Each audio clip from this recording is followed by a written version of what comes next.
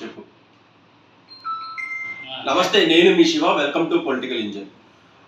ఈరోజు ఒక ప్రత్యేకమైన విషయం గురించి, అంటే వైఎస్ జగన్మోహన్ రెడ్డి గారు వచ్చిన మార్పు గురించి, ఆయన మొహంలో కానీ ఆయన యొక్క కదలికల్లో కానీ వచ్చిన మార్పు గురించి క్లుప్తంగా చెప్పేందుకైతే ఈ వీడియో. ముఖ్యంగా ఒకప్పుడు ఇంటి దగ్గరే సెటిల్ వేసుకొని దేవుళ్ళని ఇంటి దగ్గరికే రప్పించి, అలాగే కనీసం హిందూ మతం యొక్క ప్రసాదం కానీ కనీసం తిరుమలకు భార్య సమేతంగా వెళ్లకుండా పూర్తి స్థాయిలో హిందువుల గుళ్ళను సుమారుగా 200 పైబడి గుళ్ళను ఆయన హయాంలో కొల్లగొట్టినప్పటికీ, శ్రీరాముడు తల నరికినప్పటికీ స్పందించని ముఖ్యమంత్రి, అంటే హిందువుల యొక్క మనోభావాలను ఏమాత్రం పట్టించుకోని వ్యక్తిగా మాజీ ముఖ్యమంత్రిగా మిగిలిపోయిన జగన్ ఎట్టకేలకు హిందువుల యొక్క మనోభావాలను గుర్తించినట్లయితే ఈ రోజు ప్రెస్ మీట్లో అయితే నాకు అర్థమైంది.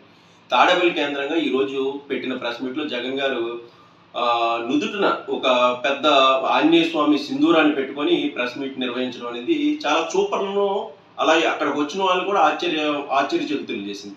ఎందుకంటే పూర్తిగా హిందూ మతానికి కానీ వాళ్ళ యొక్క ప్రసాదాలకు కానీ ఇతరత్ర చర్యలకు కానీ ఒక బాప్తిజం తీసుకున్న క్రిస్టియన్గా దూరంగా ఉన్న జగన్ గారు ఎట్టకేలకు హిందువుల యొక్క మనోభావాన్ని గుర్తించినట్లయితే అర్థం చేసుకోవచ్చు. అంటే పూర్తిగా హిందువులను గౌరవిస్తున్నాడా, లేకపోతే ఇది కూడా ఒక పొలిటికల్ డ్రామానా అంటే, రాజకీయాల్లో ఉన్న జగన్ ఎప్పుడు చేసినా పొలిటికల్గానే చేస్తాడు. ఎందుకంటే ఆయనకు వచ్చిన రిపోర్ట్లు కొన్ని అంశాల ప్రాతిపదికగా హిందువులు పూర్తిగా వైసీపీకి దూరంగా జరుగుతున్నారు, వైసీపీ నుంచి దూరంగా వెళ్ళిపోతున్నారు హిందువులు క్రమక్రమంగా అని అర్థం చేసుకున్న జగన్ ఎంతకేలకు హిందువుల యొక్క ఆంజనేయ స్వామి మంగళవారం ఆంజనేయ స్వామి సింధూరాన్ని నుదుటిన పెట్టుకొని ప్రెస్ మీట్ పెట్టడం అనేది చాలా గొప్ప విషయం.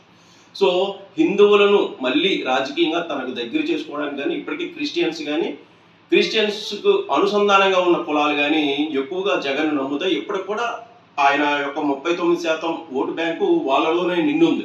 అలాగే ముస్లిమ్స్ ఓటు బ్యాంక్ అని కొన్ని వర్గాలు పూర్తిగా జగన్ నమ్ముతాయి. కానీ హిందువులు క్రమేపీ దూరంగా జరుగుతున్నారు. హిందువుల్లో ఎక్కువగా, అంటే భారతదేశ జనాభాలో సుమారుగా 70% ఉన్న హిందువులు ఆంధ్రప్రదేశ్లో కూడా 70% పైబడి ఉన్నారు. సో వాళ్ళందరినీ దూరం చేసుకునే చర్యలు ఇప్పుడు కరెక్ట్ కాదు. ఖచ్చితంగా వాళ్ళని మనం మళ్ళీ అధికారంలోకి రావాలంటే హిందువుల యొక్క మనోభావాలను చాలా దగ్గర చేసుకోవాల్సిన అవసరం ఉంది అని స్ట్రాటజిస్టులు చెప్పడంతోనే ఇప్పుడు కొత్త వేషాలు వేయడం అయితే మొదలుపెట్టినట్టయితే అర్థమవుతుంది. సో ఇవి ఎంత దూరం వెళ్తాయి, ఎంత విపరిణామాలకు దారితీస్తాయి అనేది అయితే చూడాలి.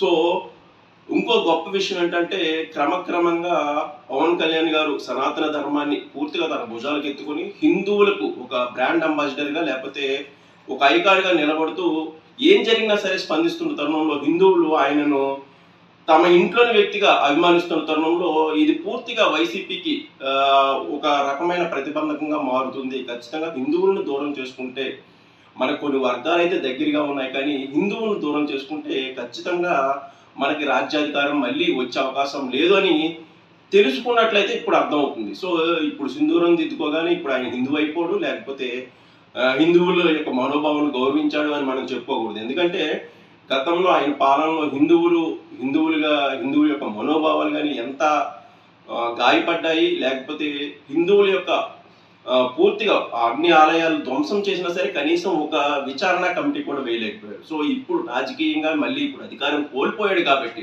మళ్ళీ అధికారం చేజిక్కించుకోవడానికి రకరకాల ఎత్తులు వేస్తున్నాడని అయితే నేను భావిస్తున్నాను. సో ఈ సింధూరం ఆంజనేయ స్వామితో మొదలైన ఈ సింధూరం ఇంకా ఏ దేవుళ్ళ దగ్గరికి వెళ్తుంది, జగన్ ఏ దేవుళ్ళ దగ్గర చేస్తుందని చూడాలి. సో ఇది తర్వాత కాలంలో కొన్ని కొత్త రూట్లలో కూడా జగన్ వెళ్ళే అవకాశం ఉంది. ఎందుకంటే హిందువుల్ని మళ్ళీ తన ట్రాప్లోకి కానీ తన లైన్లోకి కానీ తెచ్చుకోవాలి, దాని ద్వారా రాజ్యాధికారం పొందాలి అనేది అయితే బలంగా అనిపిస్తుంది. సో ఈ వీడియో యొక్క సారాంశం ఏంటంటే, మళ్ళీ హిందువుగా జగన్ రూపాంతరం చెందుతున్నాడు, చాలా జాగ్రత్త హిందువులారా అని చెప్పడానికి హెచ్చరిక మాత్రం అనుకోవాలి. సో ఈ విషయంలో మీ యొక్క అభిప్రాయాలు, సూచనలు ఏమంటే కామెంట్ బాక్స్లో తెలియజేయండి. Thank you.